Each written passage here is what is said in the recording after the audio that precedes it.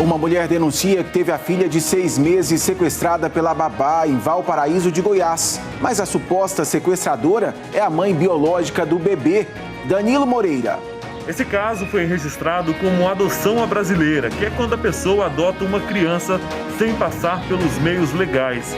Essa criança ela já foi encontrada, estava no Distrito Federal e agora está em um abrigo do Conselho Tutelar, aguardando o fim das investigações. Mais de 12 mil maços de cigarros contrabandeados do Paraguai são apreendidos em Rio Verde. Destaque do Arildo Palermo.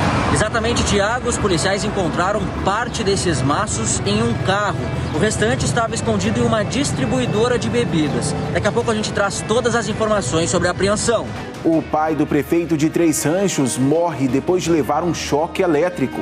Aline Braga. O idoso João Paulo da Costa, ele estava tentando consertar uma bomba d'água num córrego na fazenda dele no município de Três Ranchos, mas acabou levando uma descarga elétrica e morreu na hora. E um homem morre soterrado em Mineiros enquanto trabalhava. Tárcia Fernandes. Esse operário trabalhava numa obra de canalização de água e estava dentro de uma valeta quando a parede de terra desmoronou. Ele acabou ficando soterrado. Para muita gente, os cães são como filhos. Só que no batalhão do Corpo de Bombeiros em Lusiânia, eles são mais do que isso. Eita!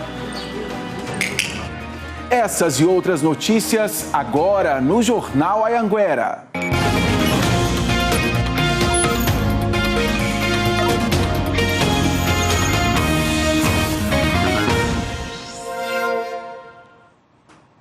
Olá, muito bom dia para você. Seja muito bem-vindo ao nosso Jornal Anhanguera dessa sexta-feira. Enfim, chegou a sexta, né? Estamos quase vencendo a semana aí. Vamos começar. Bom jornal para a gente. Agora, 11h47. O pai do prefeito de Três Ranchos morreu depois de levar um choque elétrico, uma história bem trágica. E a Aline de Catalão chega agora com todos os detalhes para a gente.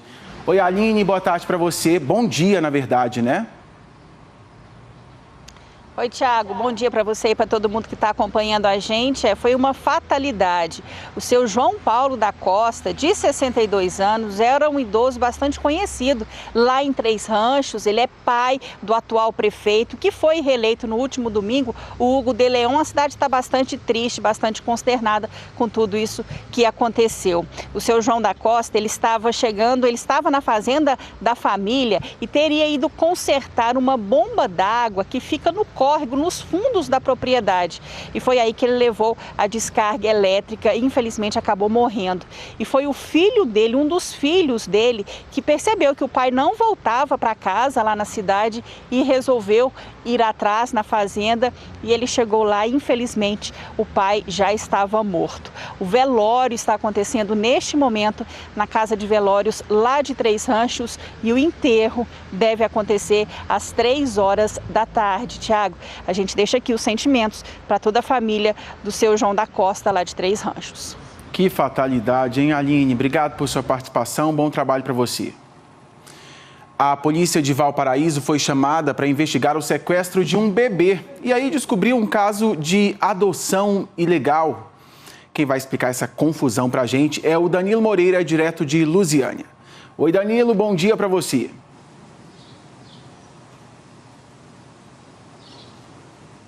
Oi, Tiago, bom dia para você, para todo mundo que acompanha o J1. Esse caso aí é bem confuso, viu, Tiago? Até a polícia teve uma dificuldade para entender essa história. Mas tudo aconteceu da seguinte forma. Uma mulher, então, denunciou que a babá havia sequestrado uma criança de 6 meses e fugido para o Distrito Federal. A polícia, então, começou a investigar esse caso e os investigadores conseguiram aí contactar a família da babá e informaram, então, sobre essa investigação. E os policiais descobriram aí que a suspeita, a babá, ela havia sido mãe recentemente, que ela havia dado à luz recentemente. O delegado questionou a patroa aí dessa babá sobre esse caso, então, e a patroa confessou que a criança não era filha biológica dela, e sim que havia tido aí um caso de adoção à brasileira, que a babá havia entregado a criança para ela então, e ela fez o registro dessa criança aí de forma ilegal. Para quem não conhece esse termo, adoção à brasileira, é quando a genitora aí dá à luz e entrega a criança para que outra pessoa possa fazer o registro. Mas de acordo com a Polícia Civil, isso é ilegal, porque a adoção ela tem que ser feita através da justiça e não dessa forma. O delegado que está responsável por esse caso, inclusive, ele gravou com a nossa equipe, conversou com a gente. Ele traz mais detalhes sobre esse termo adoção à brasileira e nós vamos ver o que ele disse. O crime de adoção à brasileira está previsto no artigo 242 do Código Penal, né? E ele basicamente consiste em você registrar um filho de outra pessoa como se eu fosse, né? Sem passar pelo trâmite do processo de adoção.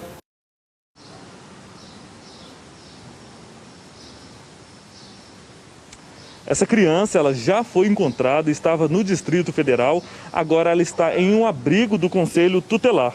A polícia vai investigar aí como a patroa conseguiu registrar essa criança e também a Polícia Civil quer saber se tem outras pessoas envolvidas neste caso. Tiago, é com você.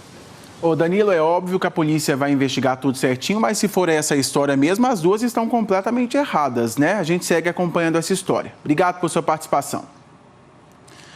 E um homem morreu soterrado em Mineiros enquanto trabalhava. A Tássia Fernandes fala agora ao vivo com a gente de Jataí sobre essa notícia. Oi, bom dia para você, Tássia.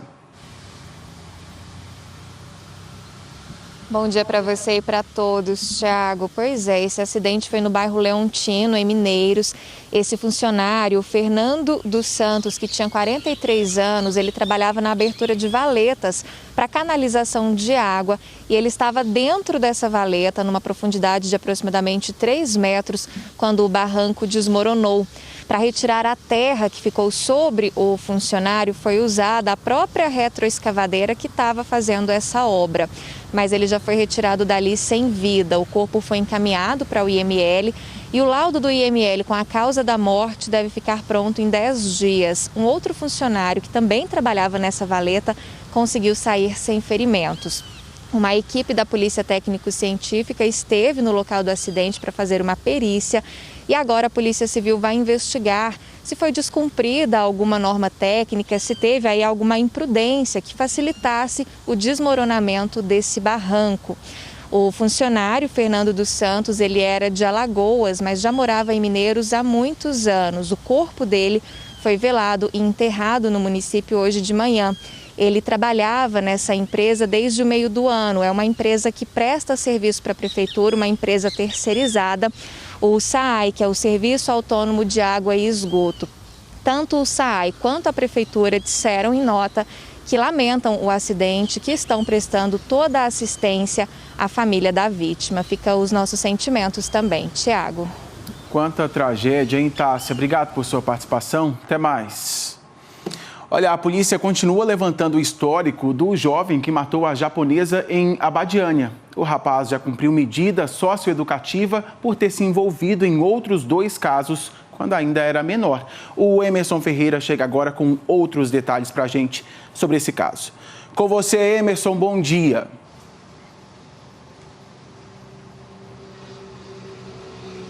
Oi, Tiago, bom dia para você, bom dia para todos. Esses 2 casos era quando o Rafael ainda era menor de idade. São 2 casos de estupro que a polícia confirmou. O primeiro foi em setembro de 2017. Segundo o boletim de ocorrência, a mulher de 28 anos relata que foi abordada pelo Rafael e foi arrastada para a mata. E lá ele cometeu o crime. O outro caso foi em novembro de 2018. Rafael foi novamente apreendido por estupro. Nesse caso foi uma adolescente de 16 anos, disse que Rafael estava armado com uma faca. Também abordou essa menor enquanto ela saía da escola. Ela também foi arrastada para o matagal. E há um caso também de uma holandesa que mora em Abadiânia. Ela relatou para a polícia também que foi abordada por Rafael, mas se conseguiu se livrar dele porque ela deu um golpe de arte marcial contra o Rafael, por isso ela conseguiu correr. Rafael Lima da Costa, de 18 anos, está preso desde segunda-feira. Ele confessou que matou a japonesa Hitomi Akamatsu, de 43 anos. A Akamatsu morava em Abadiane há 2 anos. Ela veio do Japão para fazer um tratamento na casa Dom Inácio de Loyola. Ela estava em uma cachoeira quando Rafael invadiu o local na intenção de roubar. Ela reagiu. Ele acabou matando a japonesa e escondendo o corpo dela. Ela ficou desaparecida aí por 1 semana. O corpo continua aqui no IML de Anápolis, aguardando que a embaixada resolva a parte dos papéis. E também uma perícia vai dizer se ela foi vítima de violência de Rafael nesse caso. Tiago. Cada história, hein, Emerson? Obrigado por sua participação. O Emerson falando ao vivo com a gente de Anápolis. A gente continua por aí, Emerson, só que agora com notícia boa, eu já quero te agradecer. É que começa hoje o período para novas matrículas no CIMEIs da cidade. A Prefeitura disse que estuda o retorno das atividades presenciais no final de janeiro do ano que vem. Segundo a Secretaria de Educação, a cidade conta com 52 centros de educação infantil, entre municipais e conveniados. O prazo para novas matrículas no CIMEIs de Anápolis começa hoje, sexta-feira, e vai até o dia 4 de dezembro. Tem novidade. Dessa vez, os pais devem fazer o cadastro dos filhos em uma ferramenta online, o Zap da Educação, que está disponível no site da Prefeitura. No portal, os pais devem incluir os dados dos responsáveis, da criança e o endereço. No dia 7, a Prefeitura divulga os cadastros validados. Aí os pais têm do dia 8 ao dia 22 de dezembro para entregar os documentos na Secretaria de Educação. Até 15 de janeiro, a Prefeitura finaliza os cadastros e as novas matrículas vão ser concluídas entre os dias 18 e 22 de janeiro. De acordo com a secretária, o retorno das aulas presenciais na rede municipal pode ocorrer no final de janeiro. Um conselho que reúne órgãos da educação e da saúde é quem vai bater o martelo. Nós temos aí uma previsão de início das aulas para 25 de janeiro, lembrando que a decisão de como vai ser esse retorno, se é presencial, se é por sistema híbrido, se é por remanejamento, se vai continuar com aulas online, ela vai ser decidida coletivamente por todas essas pessoas que estão fazendo parte dessa comissão. A Secretaria de Educação de Anápolis divulgou 2 telefones que os pais podem ligar para tirar as dúvidas e ter mais informações sobre as matrículas e as vagas disponíveis. Anota aí os números, é o 62 3902 2758. Tem também o 3902 1379. Tira foto aí da tela, ó, que você já fica com os números salvos aí. Agora, imagina só você ali passeando tranquilamente em um shopping e, de repente, dá de cara com um lobo-guará. Pois é, tinha um lobo no shopping de Jataí, mas a sorte é que a visita foi de madrugada e poucas pessoas presenciaram a cena. Quem estava filmando quase não acreditou no que estava vendo. É um lobo. É um lobo. O vídeo foi gravado aqui neste corredor do shopping de Jataí, mas como era madrugada, as lojas estavam fechadas e apenas alguns poucos funcionários estavam trabalhando e registraram o momento em que o animal passou por aqui. Câmeras de segurança registraram a chegada do visitante ilustre pelo estacionamento e também o passeio rápido. Aparentemente assustado, o animal passou correndo e foi embora. A gente orientou a nossa equipe na hora para que ligasse para os bombeiros, para eles fazerem o resgate do animal e levar para o habitat natural, mas infelizmente não deu tempo. Ele entrou e saiu como um raio de luz. Em setembro, militares do Exército também flagraram um lobo-guará dentro do refeitório.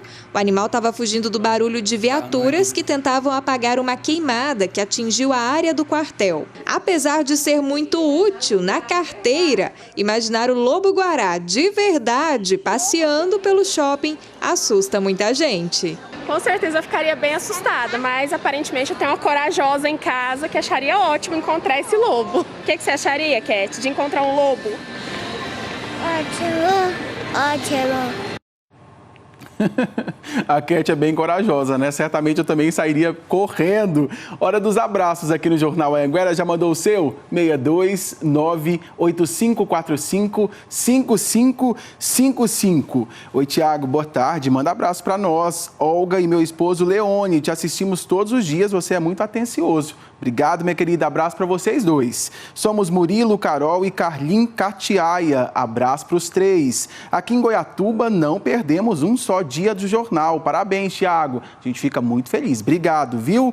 Oi, Tiago. Sou Leônidas de Anápolis. Mando um abraço para os meus filhos, Lucas, Carol e Gabriel, e também para minha esposa Aline. Estamos ligados no Jornal Anhanguera. Abraço para a família. Valeu demais pela audiência.